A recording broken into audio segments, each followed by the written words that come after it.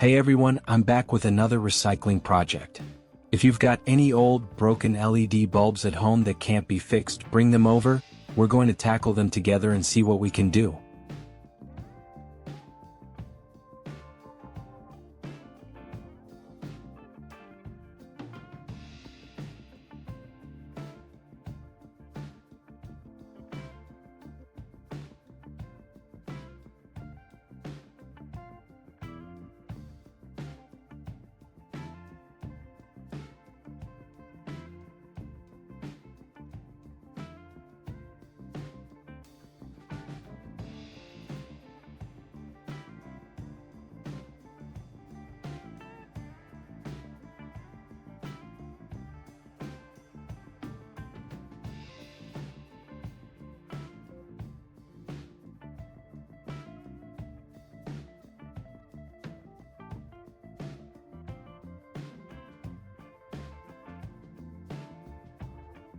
Here I have a 1 to 2 signal splitter. It's a bit old, but it still works because the internal circuits are intact and the connectors are in good shape. I'm really curious to see if combining it with this old broken LED bulb could turn it into something new and interesting. Alright, looks like I might have an idea. The first step is to open up the bulb, then remove the base where the LED chips are mounted. The goal is to create more empty space inside the bulb, which will make connecting the components much easier in the next steps.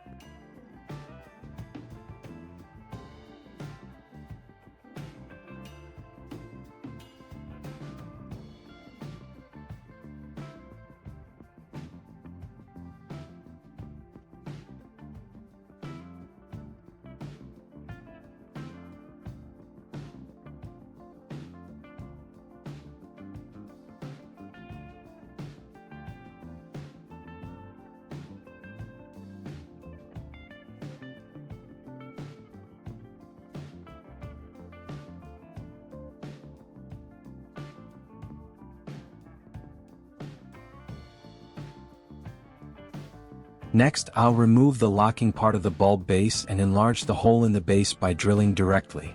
This will make the assembly much easier and more convenient.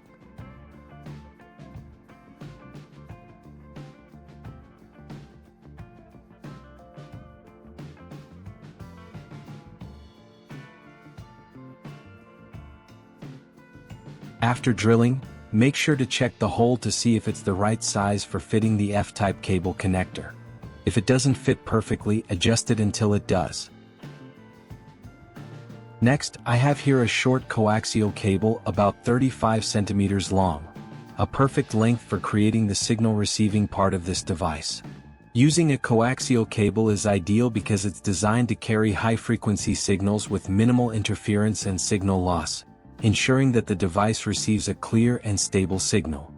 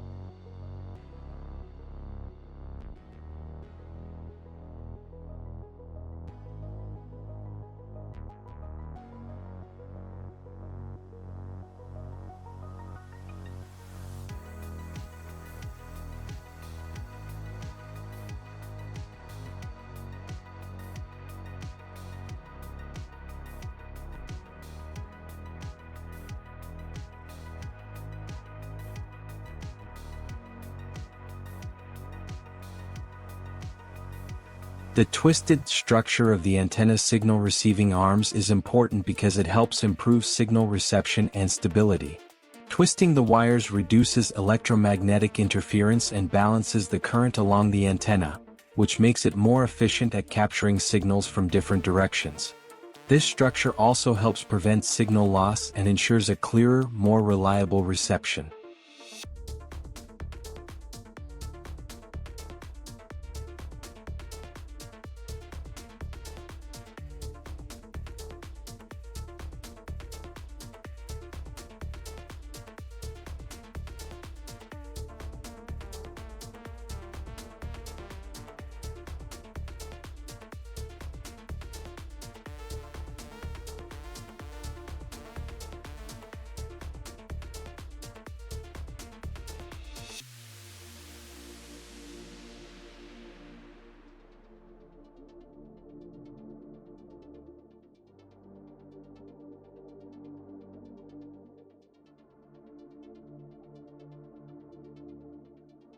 To prevent the antenna arms from getting in the way, we'll drill a hole right on the top of the bulb.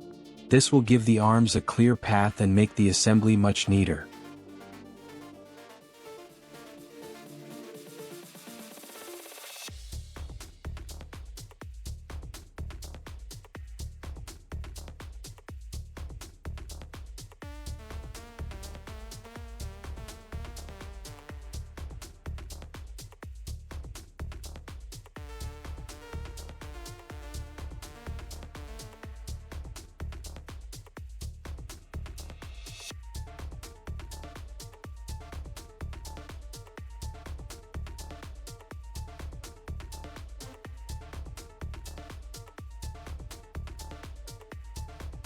Here I also have another short piece of coaxial cable.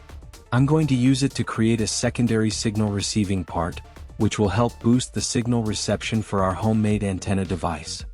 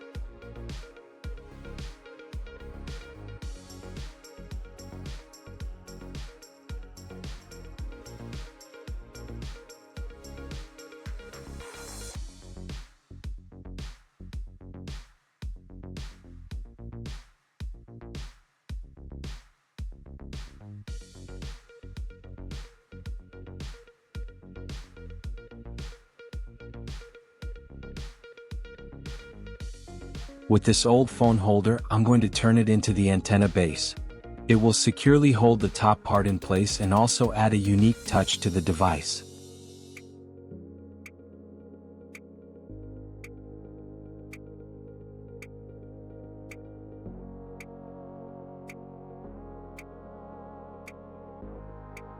Using hot glue to secure the parts is the most reasonable choice because it bonds quickly, holds firmly, and allows some flexibility for adjustments during assembly.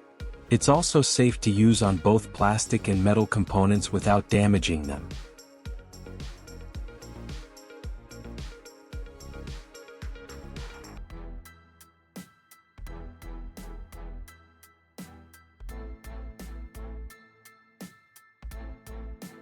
Next, I have a longer piece of coaxial cable which I'll use to connect our homemade antenna device to the TV.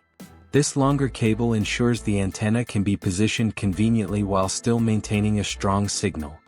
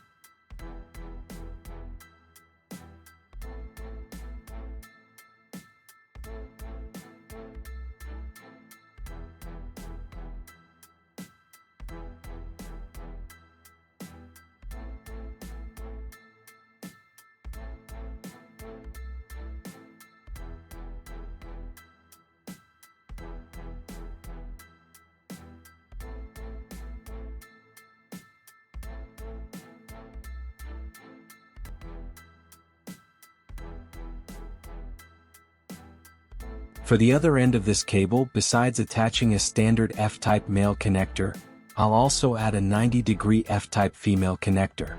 The purpose is to make it easier to connect the antenna to the TV, especially in tight spaces.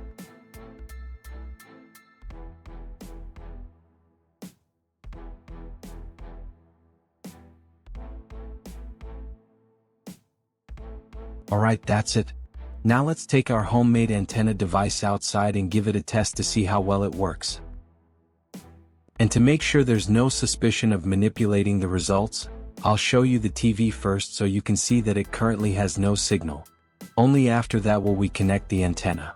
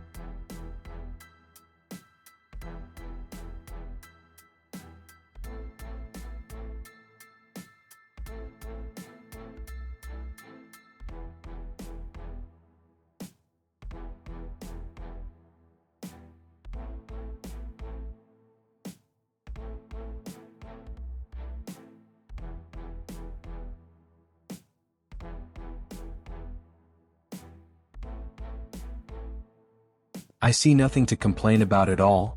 The homemade antenna worked perfectly. The signal is clear and stable, and the whole setup functions exactly as I imagined. It's impressive how a few old parts and a bit of creativity can come together to make something useful. What I love most is seeing how these simple components transform into a functional device right before your eyes. It's a great reminder that DIY projects don't have to be complicated to be satisfying. Hopefully, this inspires you to try your own hands-on creations, experiment with what you have at home, and discover the joy of building something from scratch. Trust me, there's a special kind of pride in seeing a project you built actually work.